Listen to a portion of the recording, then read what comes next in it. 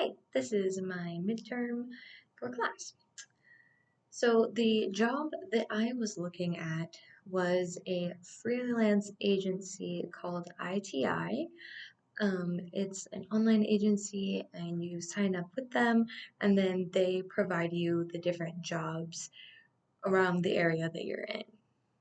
I found this most interesting because I really think that interpreting in the social worker setting would be really cool. But when you go on to like Oregon.gov and look for interpreting jobs there through social work and whatnot, it's a little bit difficult to apply that way. But with ITI, it's one of the pieces that they offer. So you can just go on there and be like, oh, yes, I'd like to work for the government today. And you click on that, and then you go do the assignment. We'd probably do it in advance, not the same day, but that's the point. Um, the requirements of this are more than this, but fluency in ASL in English and at least one other language because they do other languages. But of course, they do have ASL on here, or else I wouldn't have mentioned it. A high school diploma. They prefer that you have a specialization. I personally don't have a specialization. I guess you could say I have a specialization in humanities because I have taken a lot of those classes, but wouldn't don't know really where you would put that. Um, a reliable mode of transportation to get to all your places. And then you have to take, they have their own exam that you have to take. Just make sure that you can speak English and you can speak it clearly. It's an oral exam. And then a background check. Additionally, for the ASL part, you do have to have the RID certification, which most things ask you to have. Um, Internet skills to use their website. Um, and then another certification through the state. So that could just be like the EIPA test, and also the degree from the university. They said both counts on there. And then they have core values, and I am going to list some of those now. So they do have their core values are client centric, which means that you are flexible and really focusing on what the client needs. Already pretty trained in that, given my experience with working in general, being an RA and things like that, but also from the interpreting program. Working as a team, you're really good with synergy and you just click well with people, and I definitely am good at a team. Again, the program has trained us a little bit for that. I could use more in the sense of like team interpreting, but I would say in general I'm good at working in team. Innovation, they're always looking forward.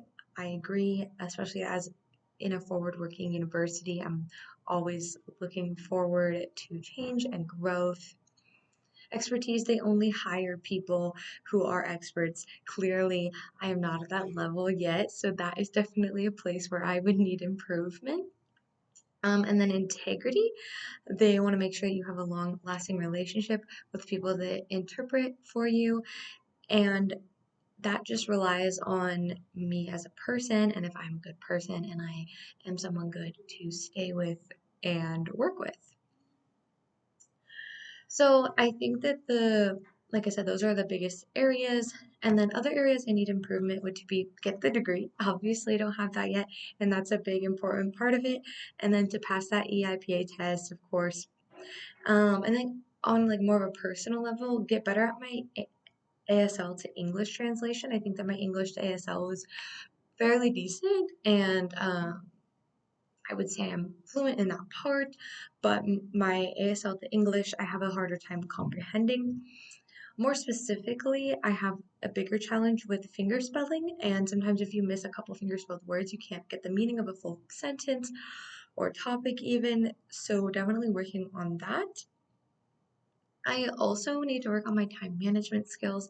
Again, that's just a personal aspect, working on my work life, school life, other work life balance can be challenging, and I do think that when I have less things, such as when you're just working a job and going home, your work life, home life balance, I would assume would be easier. Whereas a student, you're working, you're part of a club, you may have another job to support yourself, and you're also doing school. So there's more aspects of like that, what the heavy grind kind of a thing.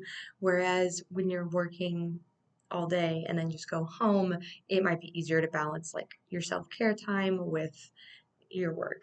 So I do think that as time progresses, I'll get better at it, but I do know that in terms of like being in school, in order to like accomplish the other goals, like getting a degree and getting better at my ASL English, that is something that I need to do. So how am I going to do those things? We can't just make goals without doing those things, right? So for getting better at ASL to English, I'm definitely going to practice more. And what I mean by that is I made some flashcards that I'm going to start using and watching more YouTube videos of ASL users. And then lastly, just getting together with community members and friends who know ASL and just having silent chat nights and things like that. For finger spelling, I am taking a class on it and it is getting better, so just continuing with that. And then for time management, working on finding a new calendar or a new calendar app that works best for me. Um, Getting some new organizational tactics, looking those up and seeing what works with my brain. Reminders, like on my phone, saying no, that's another problem. I just can't say no to people sometimes and I overbook myself. So doing that less, and then maybe cutting out a few things here and there that don't need to be a part of my routine. So yeah, that's how I'm going to improve and get better and potentially get a job like this. Well, that's what I would have said if I didn't change my major. But that is how I would get an interpreting job if I was continuing with it. Thank you.